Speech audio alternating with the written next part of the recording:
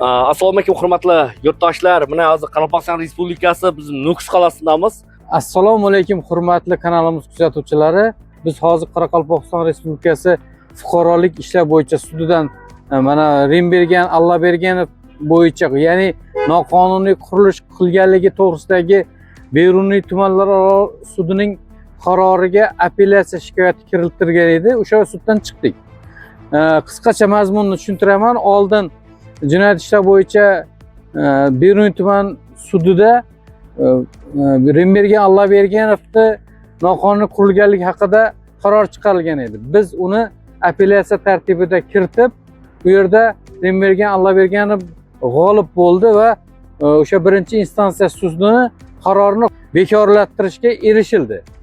Endi fuqarolik ishlar bo'yicha mana shu Beruniy tumanlararo sudini hal qilib qarorini bekor qilish bo'yicha ham mana Qoraqalpog'iston Respublikasi fuqarolik ishi bo'yicha sudiga berilgan edi. Bugun mana aynan Rimbergan Allaberganovga tegishli qismini mana bu Qoraqalpog'iston sudida bekor qilindi. Bu albatta adolat qaror qisman qaror topdi. Ya'ni bizni nima vakilimiz sudda g'alaba qozondi. Men aytmoqchi bo'lgan joyim shuki, kadastr agentligi mana shu Beruniy tuman kadastri ataylab mana blogerni ovozini o'chirish uchun qilayotgan xatti-harakatlari birontasi amalga oshmadi.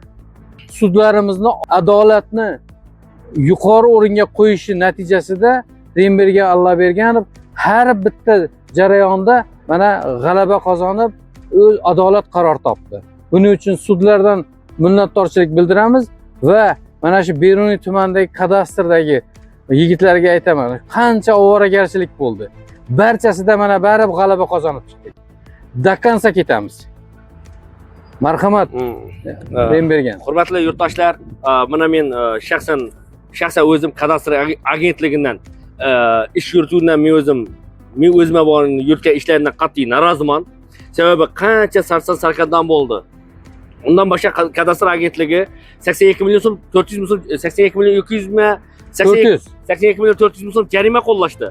U ham isbotini topmadi. U ham bekor bo'lib ketdi. Beruniy tumani ma'muriy sudida u ham bekor bo'ldi. Qayta surishtiruvga yubordi.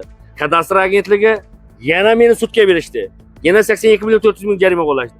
Ikkinchi sudda ham yana u bekor bo'ldi.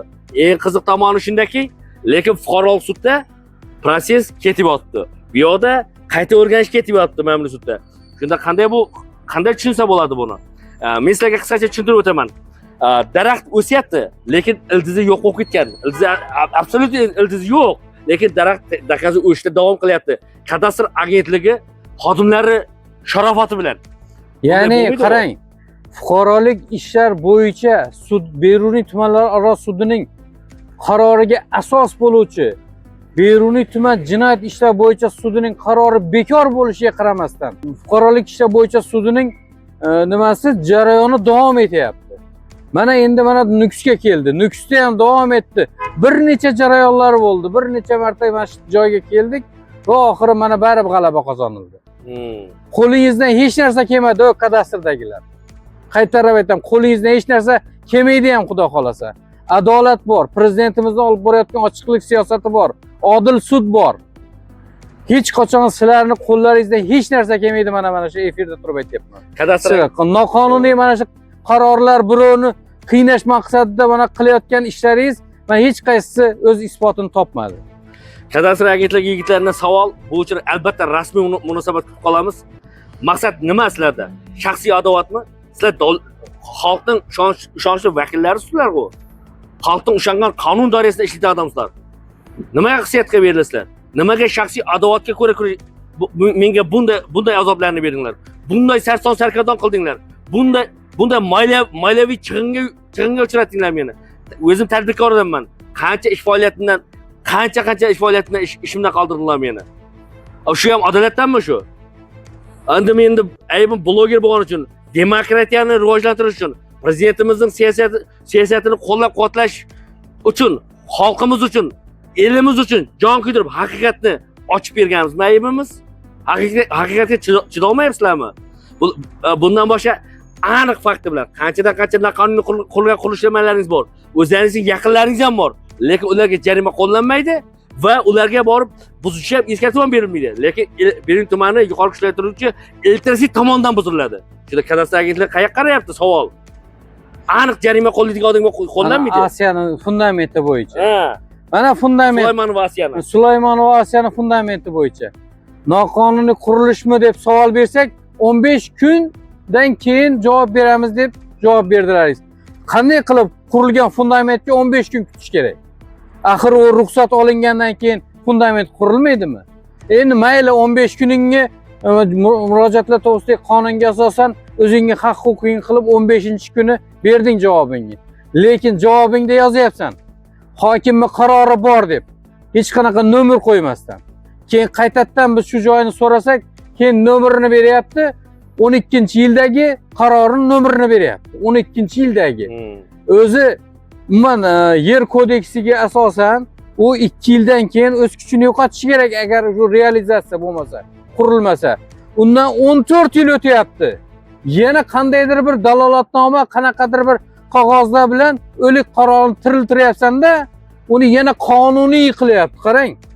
Oradan 14 yil o'tib ketgan narsani qonuniy deyapti fundamentni. Hokimning qarori bilan hokimingizni bilib qo'ysalaringiz, u kadastrchilar.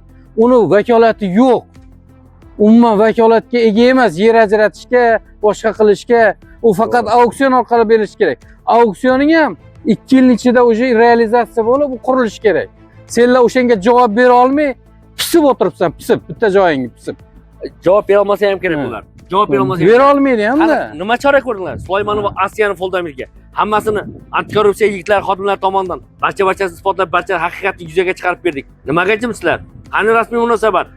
Qani ko'rilgan choralar? Yozma ravishda beringlar deb sizlardan munosabat so'raganmiz. Nimaga jimsizlar? Ha, aylam kelib blogin ustidan bosish kerakmi shunda? Shaxsan o'zim O'zbekiston Respublikasi fuqaro sifatida Bering tuman kadastr agentligidan shaxsan o'zim noroziman. Xatti-harakatidan. Lekin bu xatti-harakatlaringiz javobsiz qolmaydi albatta. Baribir moddiy ma'naviy zararga beriladi. Hali sizlar bilan sudda yana uchrashamiz, xudo xolasa. E'tiborlaringiz uchun rahmat. Bizni kuzatishda davom eting. Sog' bo'ling, salomat bo'ling. Антикоррупция.